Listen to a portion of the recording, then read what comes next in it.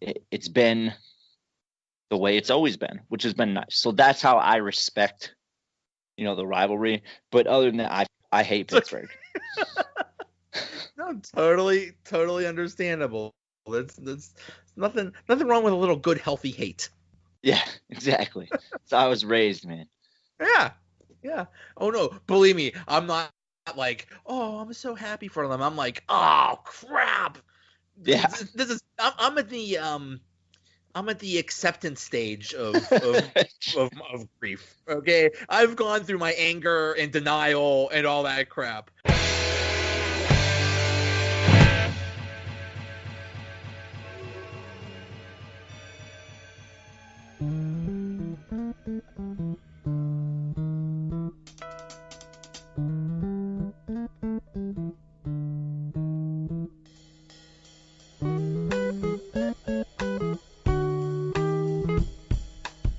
Announcing a contest. The Donut Bag podcast is giving away an Antonio Brown bobblehead from the folks at Foco.com. The winner of my Yahoo Pro Football Pick'em group gets will get an Antonio Brown bobblehead. It's Antonio Brown on a helicopter from that time, from when he came in the training camp, because, he's really understated. To enter, you have to make sure you subscribe to the podcast in one of the various places you can subscribe. And you have to go to football.fantasysports.yahoo.com/pick'em, and the group number is 65296. The password is donuts, all lowercase, and make sure you do that soon. And the winner of that playoff pick'em group gets it. This is brought to you by Foco.com. Real fans need the best gear, and that's why we make legendary gear for the most legendary fans. That's at Foco USA on Twitter and Foco.com, Foco.com. What's going on, everybody? Welcome to another episode of the Donut Bag, part of the Pulse Podcast Network and the Pod Hub Network. In this episode, I preview the AFC Wild Card games with folks from each of the teams playing this weekend. For the Ravens, I talked to Michael Telford of RussellStreetReport.com. For the Chargers, I talked to Jesse Reeves of FFStatistics.com. For the Colts, I talked to Julie Voigt of OurTurfFootball.com. And for the Texans, I talked to Max Freedman of Texans Journal. The Donut Bag starts right now. The Chargers and Ravens meet this Sunday on Wild Card Weekend, or as I like to say, not the Steelers. With me to talk about that is Michael Telford, a.k.a. Chibs, at ChibsRSR on Twitter, writer for Russell Street Reports, host of Neutral Zone Infraction Podcast, and Sober Thoughts Radio. How are you, sir? I'm doing all right, man. How about yourself? Clearly, you're not doing as good as I am. But... Oh, no, we're not. No, we're not. When we first set this up, I said, go ahead, gloat. I'll give you a minute. Congratulations, I guess. It was. I'm happy about it, but at the same time, man, the thing I'm happier about more is that the Steelers started 7-2-1 and just somehow crash landed. Collapsed. Yeah. They lost to Oakland. That's it. That was the whole season right there. You guys beat the Raiders. We lost. That's it. Game over. Yeah. I've had some good fun at the expense of Steelers fans after, the choke job against the Chargers, the choke job against the Raiders. I thought you guys were going to choke again last week. I seriously thought that the Bengals were going to beat you. It's one amazing thing about these Steelers is they beat the Patriots, which they haven't been able to do in years. They almost beat the Saints. They should have beat the Chargers. They play well against the good teams, and they play horrible against the bad teams. They lost to the Raiders. They almost lost to the Bengals. The Bengals have nothing to play for, and they can barely have a roster. And they almost beat the Steelers on a must-win game for Pittsburgh. It was amazing. It's wild. So last year, I called you guys the worst 13-3 team in the league. And this year, I'm forced to say you're probably the best team that missed the postseason. Like, I don't understand how you have the second-ranked offense and the sixth-ranked defense, and you lose. You are so right. That 13-3 team was a mirage. The only difference between that 13-3 team and this team is last year, everything went right.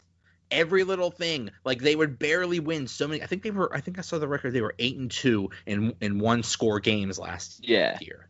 Everything went right. When they needed to make a final drive, they made that drive. The kicker made the kick. Game over. We win. This year, when we needed to make a drive, we make the drive. Kicker goes a kick. He misses. That's it. That's the difference. The kicker sucked. We can't all have Justin Tucker. Boswell got paid, and he was just like, yeah, I'm done here. Yeah, exactly. That's it. He gets his contract, and it's like, what did you spend it all on hookers and God knows what? Like, what did he do? I don't know. That's baffles me. Baffles me that he made the Pro Bowl over Justin Tucker. Baffles me. When did that happen? This year. Nope. Just kidding. Last year. I was gonna say. Last year, He made the Pro Bowl over Justin Tucker's the greatest kicker of this generation. How does it? Yeah. Oh my goodness. Yeah, it's wild. So let's talk Baltimore and San Diego, Los Angeles. Oh, I do that all the time. I always call them the San Diego Chargers. Yeah. So, okay, they played in another game where the Steelers lost to the Chargers and the Ravens beat them, and that was a break, and it was in San Diego or LA or wherever the heck they're playing. It was in LA. My joke was there's probably more Chargers fans that'll be in the Baltimore game than they were in LA or whatever, but they beat them 22-10, and it was just a beautiful thing, and that's how the Ravens have been doing it, and it's just amazing. Defense, running, and kicking, and that's it. And I love it because it's coming. And that's what's so maddening. Like, basically the Ravens are saying, we're going to run the ball. We're going to run it down your throat, try to stop us. And nobody can. Yeah. It's, the Browns, not the running, but the Browns kind of exposed the passing game. They found the weakness that we have passing down the seam, and they found the weakness that we have defensively down the seam. They manned up one-on-one on our receivers, and then they stacked the box, and they really tried. They did try, and they did okay. I mean, Lamar Jackson only had 90 yards on the ground. But total, we had 296 yards rushing in one game. Yeah. Like, granted, it was spread over four different runners, but 296 yards in one game is absolutely wild.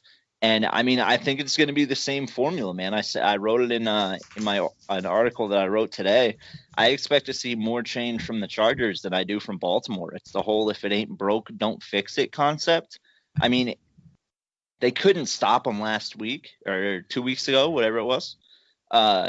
There's no reason to think that all of a sudden their defense got that much better. That even with game tape and having played against Lamar Jackson and that high school offense, it's so foreign to the NFL right now that I don't see them being able to stop it.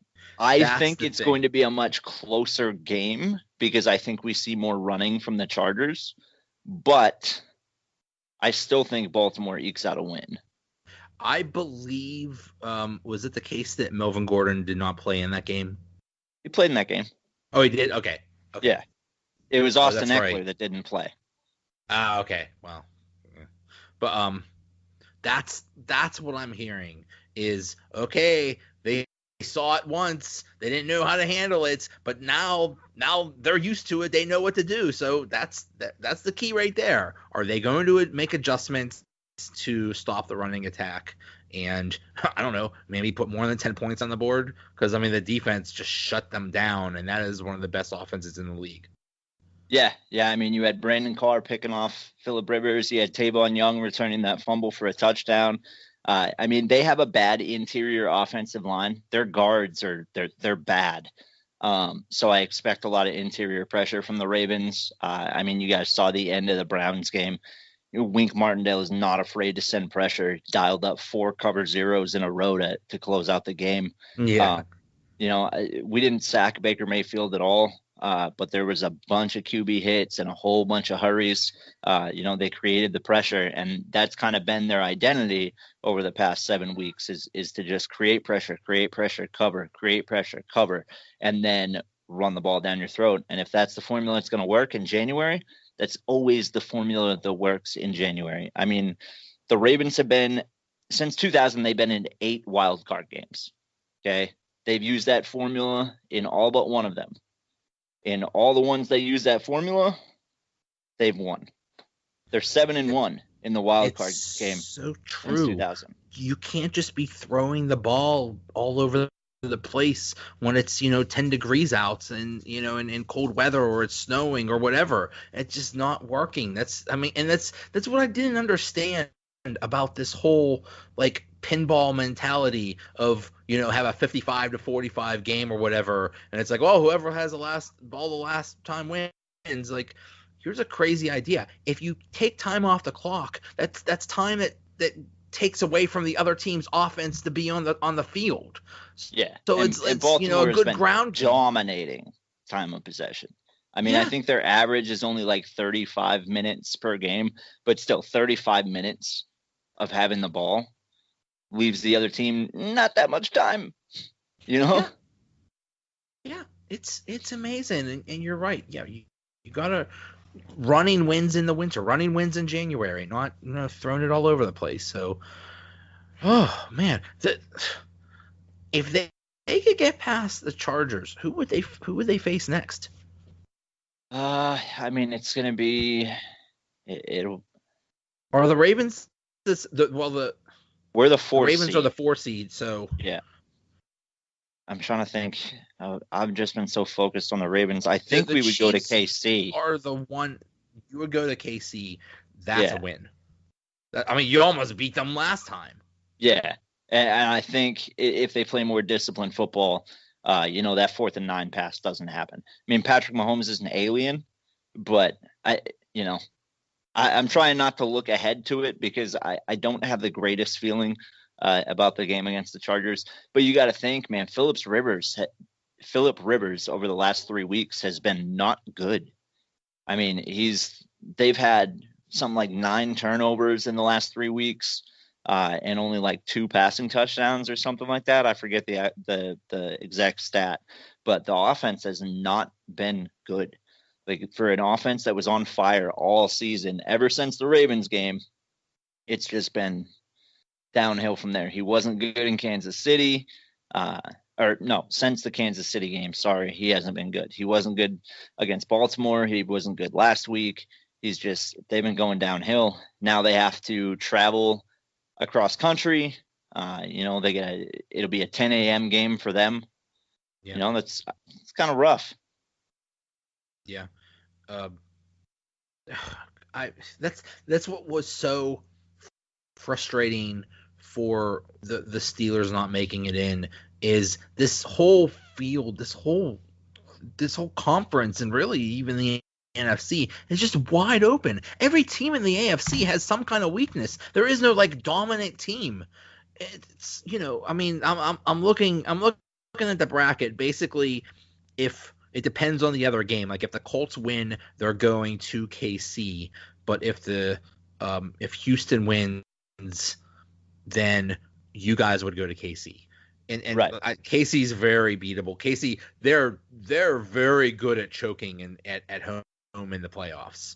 So right. I don't think they've ever won an Arrowhead. I don't think postseason. I don't think so. So even if the Colts go to KC, we get New England. Like we're 2-2 against New England. You guys do all very time well in the postseason. Yeah. Yeah, and they've been struggling as well. I mean, they have grocery baggers as their weapons at this point. Oh yeah. Yeah. So and I mean, this is going to sound kind of homer of me, whatever. And I'm not saying that Baltimore will beat every team in the AFC because we've clearly shown that Baltimore can have some off days. But they have the capability to beat any team in the playoffs right now in the AFC. I think if they go to the Super Bowl, they probably lose if they face the Rams, maybe the Saints.